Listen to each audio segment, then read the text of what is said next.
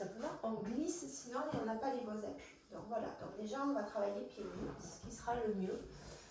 Et on va venir, hop, s'installer au niveau du centre de notre ballon, angle droit au niveau des genoux, angle droit au niveau des hanches. Et là, effectivement, on va voir que mes genoux sont alignés, voire légèrement au-dessus de mes hanches. Donc ma posture sera bonne.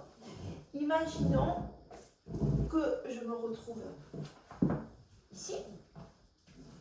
Donc là, on voit bien que mes genoux sont beaucoup trop hauts par rapport à mes hanches. Donc ça voudrait dire que mon ballon est trop petit pour moi. Donc soit je le gonfle un peu plus, ce qui risque d'être un peu plus difficile selon les exercices, mais bon, c'est une solution.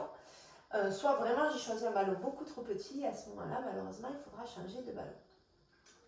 Soit au contraire, je me retrouve, on va trichoter un peu, on va glisser, je me retrouve, hop, ici, donc avec les genoux beaucoup plus bas par rapport à moi.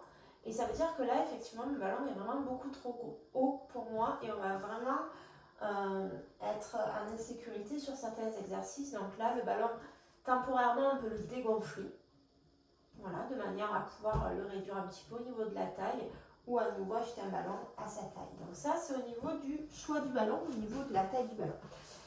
Au niveau de l'installation sur le ballon, donc on a vu qu'on va devoir se retrouver systématiquement pieds, genoux, largeur bassin. Donc si je me mets face à vous, là je ne suis pas largeur bassin, je suis tout collée, donc ça ne va pas. Là non plus, je ne suis pas largeur bassin. Voilà, ici je vais être à largeur bassin. Donc pieds, genoux en angle droit, hanche en angle droit, ça c'est la première étape.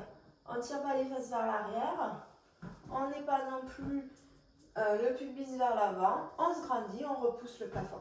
On va sentir qu'on est sur une bonne posture si on sent que la sangle abdominale est engagée.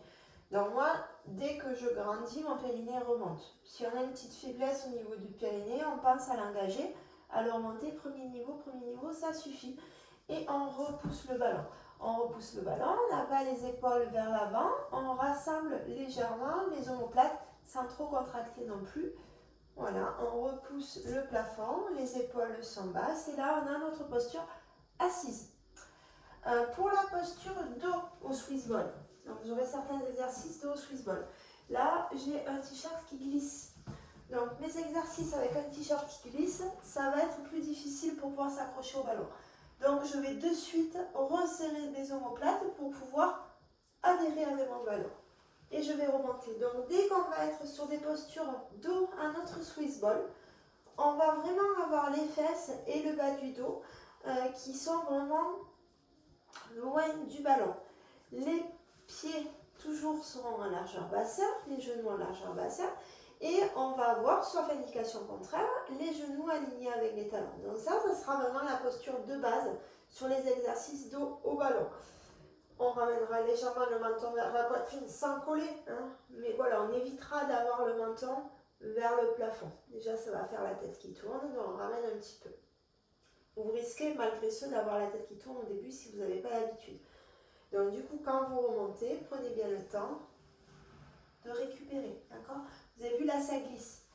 Donc si j'enlève mon t-shirt, de suite, ce sera beaucoup mieux pour le Swiss ball.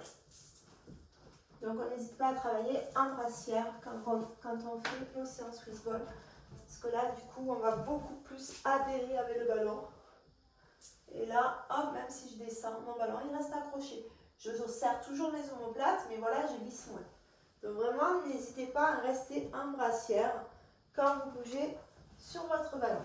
Donc le ballon est instable. On va justement jouer avec cette instabilité sur nos exercices. Pour autant, si au début on galère au niveau de l'instabilité sur certains exercices, il suffira de venir coller les pieds au niveau du ballon. Donc là, vous avez vu, on n'est plus en angle droit. C'est la posture facile. C'est la posture secours quand on galère. Quand on galère, pouf, on colle. Ici, on fait les exercices correctement. Là, c'est incorrect. Voilà. Correct. Plus facile. Donc à ce moment-là, en instabilité, hop, c'est plus facile. Si j'avance mon pied, en instabilité, c'est plus difficile. Donc on a toujours cette possibilité, dès qu'on galère, hop, à coller les pieds au niveau du ballon. Ensuite, si vous souhaitez utiliser votre ballon au quotidien, je vous inviterai à le faire de manière fractionnée, à ne pas utiliser le ballon toute la journée, tout simplement parce que votre corps va apprendre à compenser. Le corps, il ne va pas se mettre en posture d'inconfort toute la journée. Donc cette posture-là, ce sera une posture d'inconfort pour lui. Donc très vite, vous allez vous retrouver ici. Ce ne sera pas une bonne posture non plus.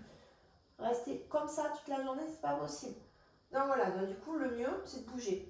Donc même si vous êtes sur un ballon, n'hésitez pas à bouger de temps en temps, à remonter, à changer de posture et même à alterner chaise-ballon. Voilà, ne pas rester toute la journée sur votre ballon. Je vous souhaite du coup à toutes une bonne découverte si vous ne connaissez pas le monde Swiss Ball. Et du coup, voilà, régalez-vous bien. On va faire pas mal de séances et d'exercices ensemble. À très vite.